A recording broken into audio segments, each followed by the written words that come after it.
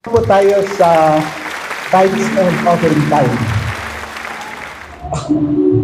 Babasahin ko po ang pangalawang Korinto, Kapitulo 9, talatang 7 hanggang 8. Nang sabi dito, ang bawat isa ay magbigay ayon sa ipinasya ng kaniyang puso, hindi mabigat sa kalooban o dala ng pangangailangan, sapagkat iniibig ng Diyos ang nagbibigay ng masaya. At kaya ng Diyos na pasaganain ang lahat ng biyaya sa inyo upang sa pagkakaroon ninyo ng sapat sa lahat ng bagay ay palagi kayong sumagana sa bawat mabuting gawa. Kanina pong umaga, gumising kami ng maagang-maaga, madaling araw kasi inihatid namin si Princess doon sa UP para sa college admission test. At pagbalik ko sa bahay, pagdating namin sa bahay, pagkatapos ko na ma-park yung sasakyan, bigla na lang pumasok sa akin yung verse na to, sa pangalawang Korinto. At yung phrase na parang tumatak sa aking isipan kaninang umaga, kung bakit sinabi ng Panginoon na God loves a cheerful giver. Iniisip ko, bakit kaya inulit pa uli yung talata na yon? Di ba alam naman nating lahat na mahal tayo ng Panginoon? Kaya nga si Jesus ay bumaba dito sa lupa at napako siya sa krus. Dinanas niya ang lahat ng hirap, dinanas niya yung mga sugat sa katawan, dinanas niya yung pang-alipusta ng mga tao dahil mahal niya tayo. Ngayon, naisip ko, bakit kaya inulit pa na God loves a cheerful giver? Mahal ng Panginoon yung nagbibigay ng masaya. Alam po natin na pag tayo ay nagbigay, nababawasan yung hawak natin. Minsan, marami pa tayong pwedeng bilhin noon, pero kailangang ibigay natin. At pag gawa natin ito na masaya, sabi doon, God loves a cheerful giver. Naisip ko po, yung sa pamilya, di ba tayo mga magulang, mayroon tayong mga anak. Kung ilan man yung anak natin, suwail man sila, matigas ang ulo, o kaya masnurin, mahal natin silang lahat. Kasi mga anak natin sila. Pero, iba rin yung feeling mo doon sa anak mo na naghugas ng pinggan ng kusa, naglinis ng kusa, kaysa doon sa anak mo na pinagalitan mo muna bago naglinis. Although, parehas nagawa yung trabaho, pero yung pakiramdam ng magulang, iba rin yung nararamdaman mo doon sa kusa na ibinigay ang kanyang panahon at siya ay nagkusa na ginawa yung mga bagay-bagay na dapat gawin.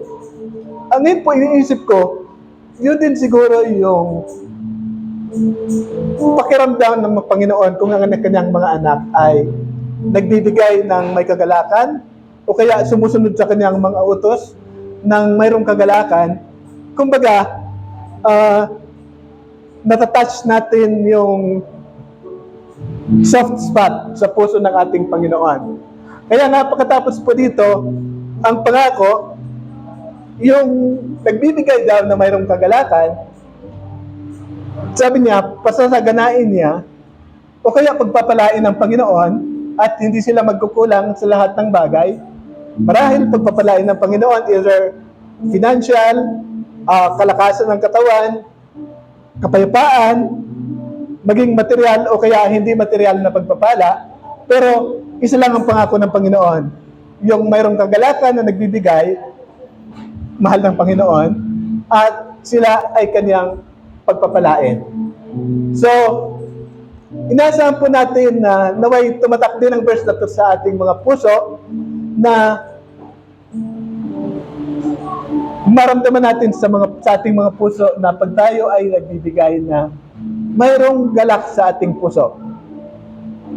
Ito po ay nagbibigay din ng kagalakan sa puso ng ating Panginoon. Tayo po ay manalangin. Dakilang Diyos, nagpapasalamat po kami, Panginoon, sa lakas ng aming pangangatawan, Panginoon. Kung saan ang bawat isa sa amin, O Diyos, ay nakakapaghanap buhay, o kaya nagagawa namin, Panginoon, ang lahat ng aming gawain sa araw-araw. Salamat po, O Diyos, sa mga pinagkakakitaan ng iyong mga anak, Panginoon. Ito, Panginoon, ay pagninegosyo, pagbibiyahe, pagtatrabaho, Panginoon, o kaya ano pa mang bagay na maaring pagkakitaan ng iyong mga anak, O Diyos.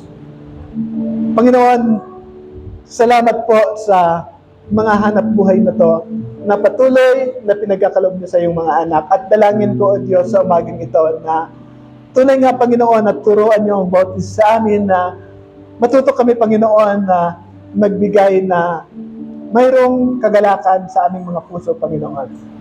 At dalangin namin, O Diyos, na tunay nga na pagpalain niyo, Panginoon, ang mga hanap buhay ng iyong mga anak, Panginoon.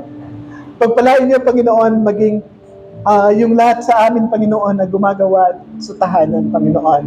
Na lahat ng gawain na to ay matutunan din namin na gawin na mayroong pagpapakumbaba at mayroong kagalakan, Panginoon.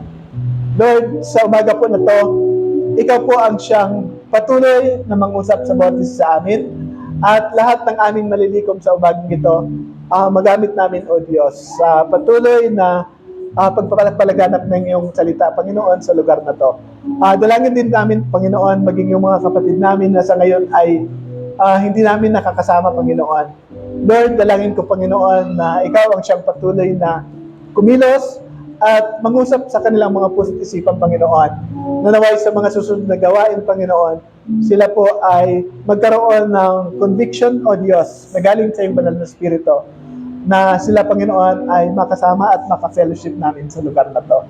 Pagpalain niyo, Panginoon, ang bawat isa na nandito ngayon, ang aming mga panahon, Panginoon, na aming pinagkaloob upang ikaw ay aming purihin at sambahin sa umagang ito.